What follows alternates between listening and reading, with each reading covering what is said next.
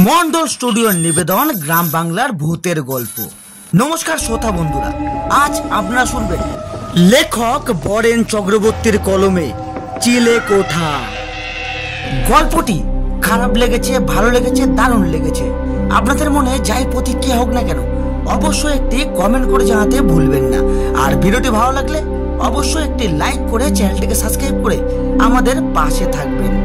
গল্প পাঠে আমি রাজি, তবে সে দেরি না করে অতি শীঘ্র শুরু হতে চলেছে আজকের বিশেষ নিবেদন লেখক বরেন চক্রবর্তীর কলমে চিলে কোঠা। এই কাহিনীর সমস্ত চরিত্র এবং ঘটনা কাল্পনিক। বাস্তবে জীবিত বা মৃত কোনো ব্যক্তি বা ঘটনার সাথে এর কোন রকম মিল থাকলে তা সম্পূর্ণ অনিচ্ছাকৃত এবং কাকতালীয়। গল্পে ব্যবহৃত অপ্রাকৃতিক এবং অলৌকিক ঘটনা শুধুমাত্র কাহিনীর পরিবেশনের উপক্রম মাত্র। কুসংস্কার বিশ্বাস করবেন না, কুসংস্কার ছড়াবেন না।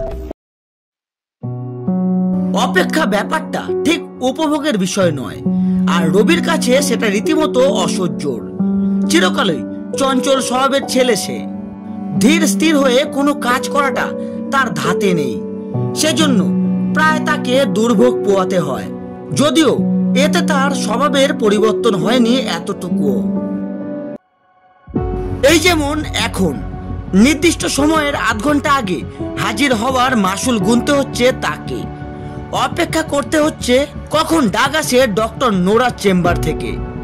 ডক্টর নোরা একজন সাইকিয়াট্রিস্ট, মনোবিজ্ঞানের ওপর বেশ কয়েকটা বিদেশি ডিগ্রি আছে তার। ওগুলোর নামগুলো বেশ কঠিন, উচ্চারণ করতে রীতিমতো দাঁত ভেঙে যাওয়ার উপক্রম। প্রতিদিন 10 জনের বেশি রোগী দেখেন না নোরা, আর ভাগ্যের ফেরে সর্বনেশ নম্বরটি জুটেছে রবির কপালে।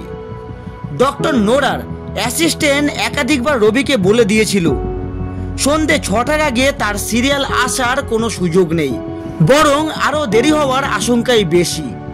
মানসিক সমস্যা নিয়ে আসা রোগীদের কার কতক্ষণ সময় লাগবে তা কি আর আগে থেকে ঠাউর করা যায়? তবুও স্বভাব সুলভ চপলতায় কাটায় কাটায় ঠিক 5:30টায় এসে হাজির হয়েছে রবি, যদিও এখন সেটা সে হাড়ে হাড়ে টের পাচ্ছে। কাজটা মোটেও ঠিক করেনি সে, 6টার পরে এলেই ভালো করত। ডাক্তারের চেম্বারের বাইরে একটা লম্বা মতো বারান্দা আছে, এতে রোগীদের বসার জন্য এক সারি প্লাস্টিকের চেয়ার পাতা। দেওয়ালের ধারে একেবারে শেষ মাথায় চেয়ারটায় হাত পা ছড়িয়ে বসে আছে রবি। চোখে মুখে রাজ্যের হতাশা খেলা করছে তার। আমি ভয় পাই, মৃদু স্বরে বলল রবি। ডক্টর নোরার মুখোমুখি চেয়ারে বসে আছে সে, তাকিয়ে আছে ডাক্তারের ভাবলেশহীন চেহারার দিকে। কম আর বেশি ভয় আমরা সকলেই পাই, এটা অস্বাভাবিক কিছু নয়। তা আপনার ভয় পাওয়ার কারণটা কি? কয়েক মুহূর্ত ইতস্তত করলো রবি, তারপর বলল, আমি জানি আমার ব্যাপারটা কোনো মানসিক সমস্যা নয়, আমি পাগল নই। তবু কেন যে আপনার কাছে এলাম সেটা আমি নিজেও জানি না। মানসিক সমস্যা থাকা মানেই কিন্তু পাগল হয়ে যাওয়া নয়। তাছাড়া কখনো কখনো মন খুলে কারোর সঙ্গে কথা বলতে পারলে অস্থিরতা অনেকটা কমে, কিংবা বিশেষ কারোর সমস্যা একটু কাউন্সিলিং হয়তো মনের ভাবটাকে একটু লাঘব করে, সঠিক পদনির্দেশও দিতে পারে মানুষকে। তাই আমায় সবকিছু খুলে বলুন।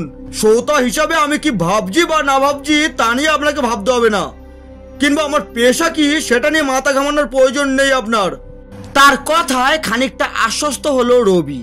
তার চেহারার বিব্রত ভাবটা অনেকটাই কেটে গেছে। রবি বলতে শুরু করলো, ঘটনাটা শুরু হয় সপ্তাহ 2 আগে। হঠাৎই দুঃস্বপ্ন দেখতে শুরু করি, অথচ এর আগে ঘুমের কোনো সমস্যাই ছিল না আমার।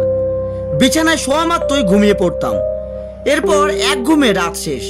স্বপ্ন টপ্ন বিশেষ একটা দেখতাম না, কিন্তু আচমকাই সবকিছু বদলে গেল।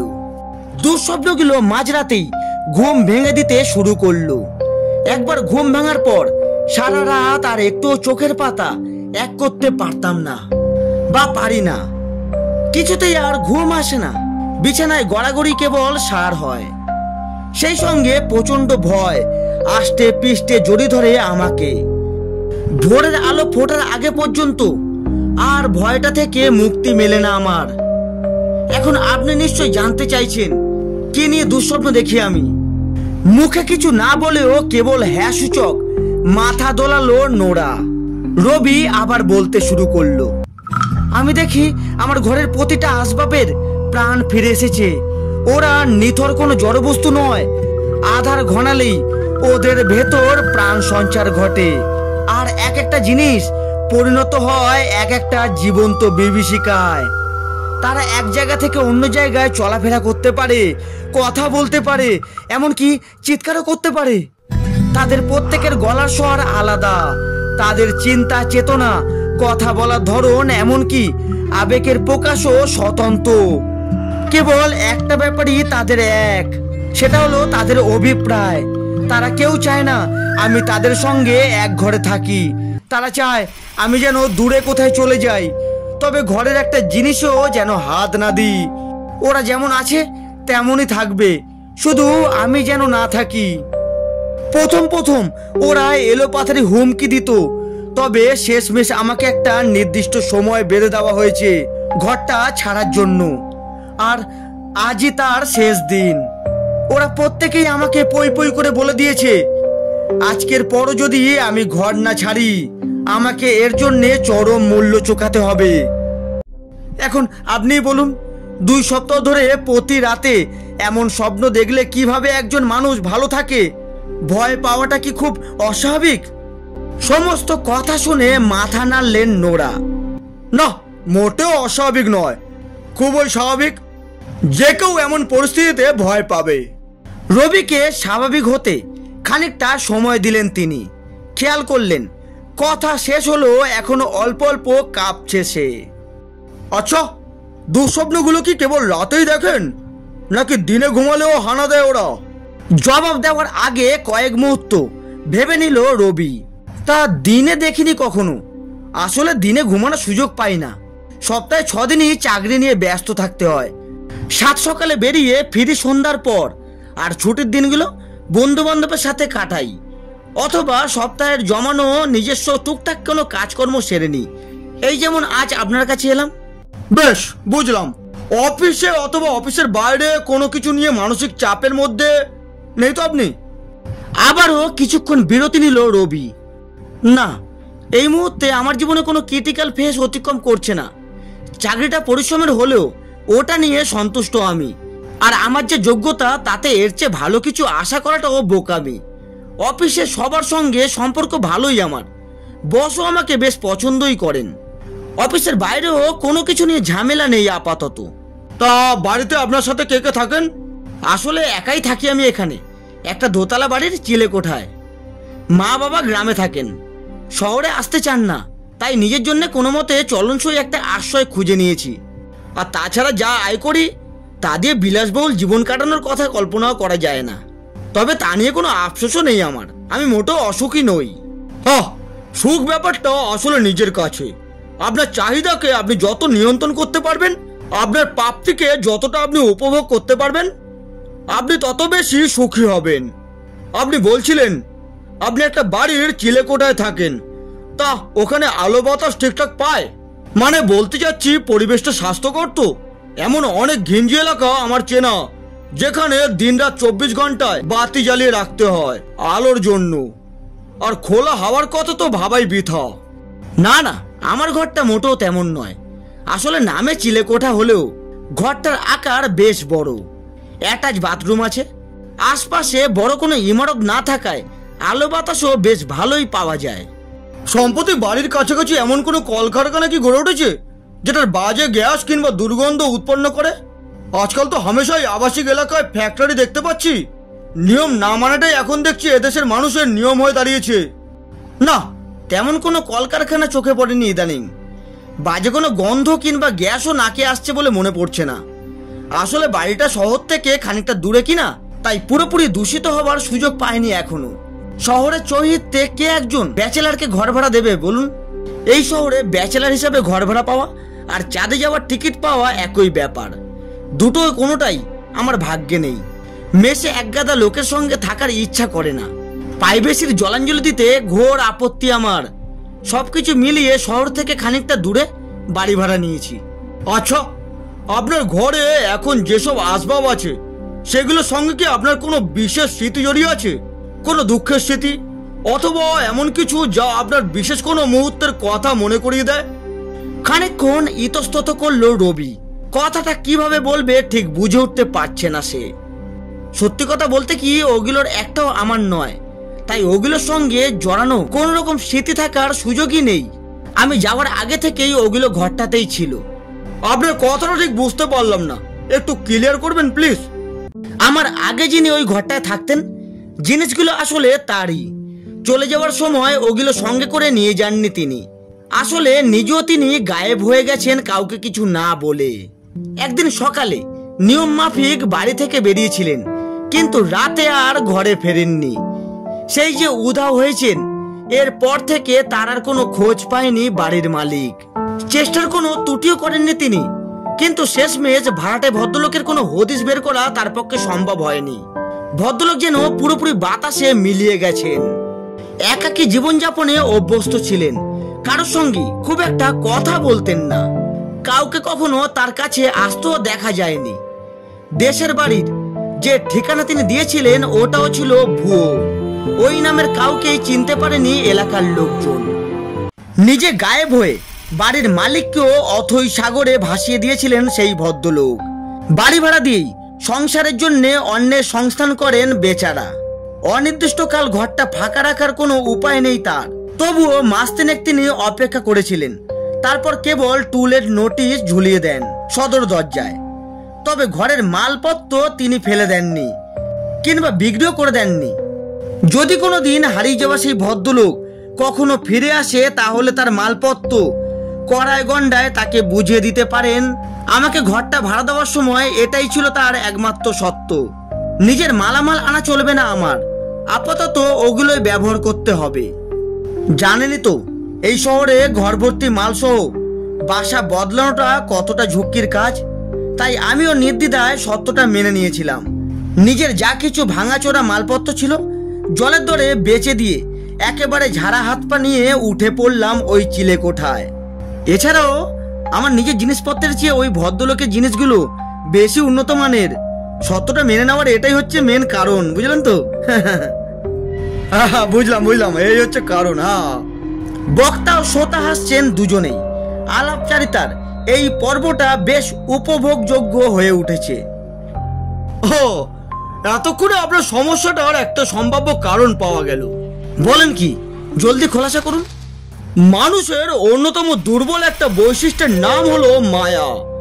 অদৃশ্য কিন্তু অত্যন্ত গুরুত্বপূর্ণ একটি ফোর্স এটি, যা পিছুটান তৈরি করে, সামনে এগোতে বাধা দেয় মানুষকে। মায়ার বন্ধন ছিন্ন করতে নিজের ওপর অনেকখানি জোর খাটাতে হয়, যা প্রায় সময় হয়ে ওঠে বেদনাদায়ক। মানুষের মায়া কেবল অন্য মানুষের প্রতি অনুভব করে ব্যাপারটা এমন নয়। যে কোনো স্থান, যে কোনো জড় বস্তুর ওপরও জন্মাতে পারে মায়া। কোথাও বেশি দিন থাকলে জায়গাটার প্রতি আমাদের মায়া পড়ে যায়। কোনো জিনিস অনেকদিন ধরে ব্যবহার করলে সেটার প্রতিও আমরা এক ধরনের মায়া অনুভব করি। তাই পুরনো জিনিসপত্র আমরা চট করে ফেলে দিতে পারি না, আমাদের কষ্ট হয়। নতুনকে আমরা স্বাগত জানাই ঠিকই, তবে পুরনোর প্রতি হৃদয়ের টানটা আমরা অস্বীকার করতে পারি না। তবে হারানোর ভয়টা আমাদের মর্মযতনার কারণ হয়। আপনার ক্ষেত্রে ঠিক সেটাই ঘটেছে। এখন বর্তমান ঘরের আসবাবগুলো আপনার অনেক বেশি পছন্দ হয়ে গেছে। আপনার অবচেতন মন নিজের অজান্তেই সেগুলোকে আপন করে নিয়েছে, তাই তাদের প্রতি মায়ার টানটাও বেশ জোরালো। কিন্তু সচেতন আপনি জানেন ওগুলো আপনার নয়, ওগুলোর মালিক অন্য কেউ। যে কোনো সময় হাতছাড়া হয়ে যেতে পারে জিনিসগুলো। তাই আপনার নিজের ভেতর এক ধরনের দ্বন্দ্ব তৈরি হয়েছে। ওগুলোকে হারানোর ভয় আপনার অবচেতন মনে আগে থেকেই ছিল, কিন্তু কোনো কারণে আচমকা সেই ভয়টা বেড়ে গেছে বহু গুণ। আপাত দৃষ্টে কোনো সাধারণ ঘটনা কিংবা দৈনিক আলাপচারিতায় কোনো নির্দোষ সংলাপে এক্ষেত্রে ট্রিগার হিসাবে কাজ করছে বলে আমার ধারণা। আর এরপর থেকেই আপনার মধ্যে তৈরি হয়েছে এক ধরনের ঘোর, আর সেটাই দুঃস্বপ্ন হয়ে প্রতিনিয়ত আপনাকে তাড়িয়ে বেড়াচ্ছে এখন। আমার মনে হয় শুধু রাতে নয়, দিনে ঘুমালেও স্বপ্নটা আপনি দেখতে পারেন। কারণ কেবল ঘুমের সময় আপনার অবচেতন মন সচেতন আপনার ওপর আধিপত্য করার সুযোগ পায়। রাত কিংবা অন্ধকারের সঙ্গে আদৌ এর কোনো সম্পর্ক নেই। সমস্ত কথা শুনে রবি এরপর বাড়ি ফিরে গেল।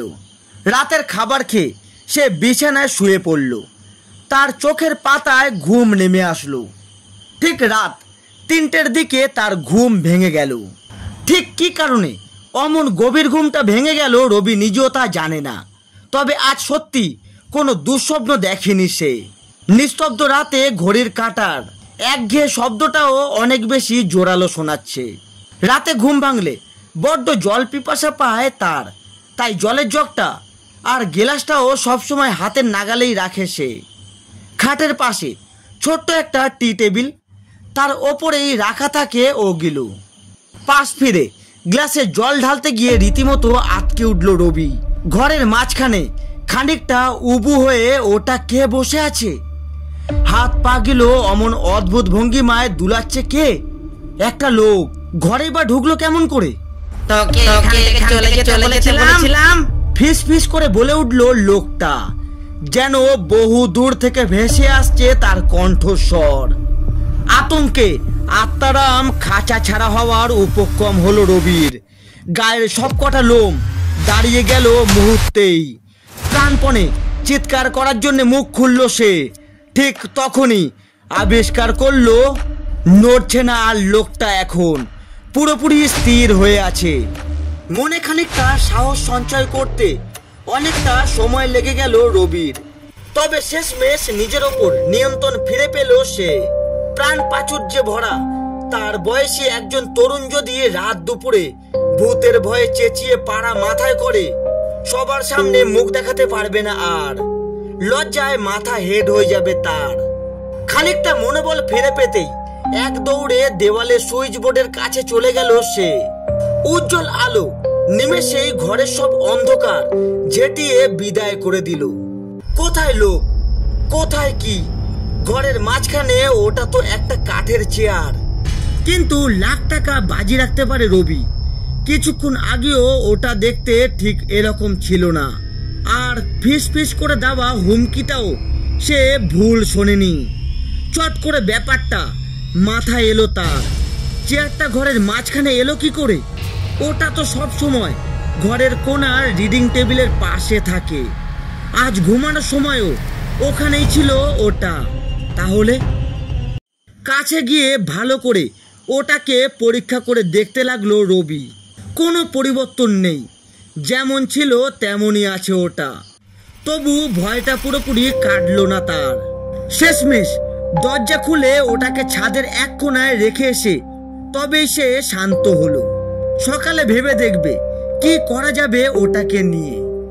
আবার সে বিছানায় ফিরল ঠিক, কিন্তু ঘরের বাতিটা জ্বালানোই রইল। অন্ধকারে ঘুমানোর সাহস তার আর নেই। বেশ কিছুক্ষণ কিছুই ঘটল না। তার চোখের পাতা দুটোই ভারী হয়ে এলো। পাশ ফিরে আরো খানিকটা আরাম করে শুতে গেল সে। আর ঠিক তখনই দপ করে নিভে গেল বাতিটা।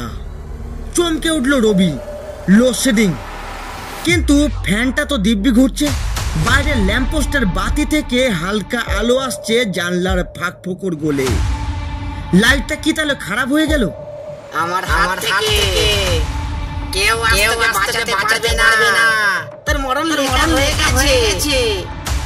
আজ আর নিস্তার নেই। আচমকা শোনা গেল ভয়াল এক কণ্ঠস্বর। ঘরের বদ্ধ বাতাসে বার কয়েক প্রতিধ্বনি তুলল বাক্যটা। নিখাত আতঙ্কে কেঁপে উঠল রবির সারা শরীর। ঘরের আবছা অন্ধকারে যা দেখছে সে, তার নিজের কাছেই সেটা অবিশ্বাস্য ঠেকছে এখন। নিখাত আতঙ্কে কেঁপে উঠল রবির সারা শরীর। ঘরের আবছা অন্ধকারে যা দেখছে সে, তার নিজের কাছেই সেটা অবিশ্বাস্য ঠেকছে এখন। স্বপ্ন কেমন করে সত্যি হয়? আল্লাহটা আর সাধারণ কোনো আল্লাহ নেই এখন। অসংখ্য ডানা বিশিষ্ট অতিকায় এক পাখি হয়ে গেছে ওটা। পরিপাটি করে সাজানো কাপড়গুলো যেন এক একটা দুর্বিনীত পাখা। ফরফর শব্দে উঠছে ওগুলো। মাটি থেকে ফুটখানেক ওপরে ভাসছে এখন আল্লাটা নিঃশব্দে। ওটাই বলছে একটু আগে শোনা কথাটা। কম্পিত হাতে মোবাইলের টর্চটা জ্বাললো রবি, আলো ফেললো ওটার গায়ে। প্রত্যাশা ছিল ভয়ানক কিছু একটা দেখতে পাবে, কিন্তু ভীষণ অবাক হতে হলো তাকে। আল্লাটা যেমন ছিল ঠিক তেমনই আছে, এতটুকুও রদবদল হয়নি ওটার। আশ্চর্য, সবই কি হ্যালোসিনেশন? তবে কাছে গিয়ে ভালো মতো পরীক্ষা করতেই খুঁতটা ধরা পড়লো তার চোখে। আল্লাটা নিজের জায়গা থেকে বেশ কিছুটা সামনে এগিয়ে এসেছে। মেঝেতে স্পষ্ট ফুটে আছে বালির দাগ। তবে এটা নিয়ে বেশিক্ষণ ভাবনা চিন্তা করার অবকাশ পেল না রবি। খটখট শব্দে পিলে চমকে উঠলো তার।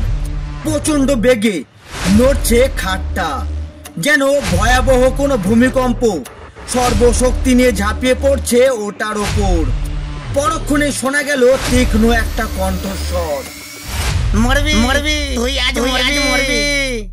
ঝট করে ওটার ওপর টর্চের আলো ফেললো রবি।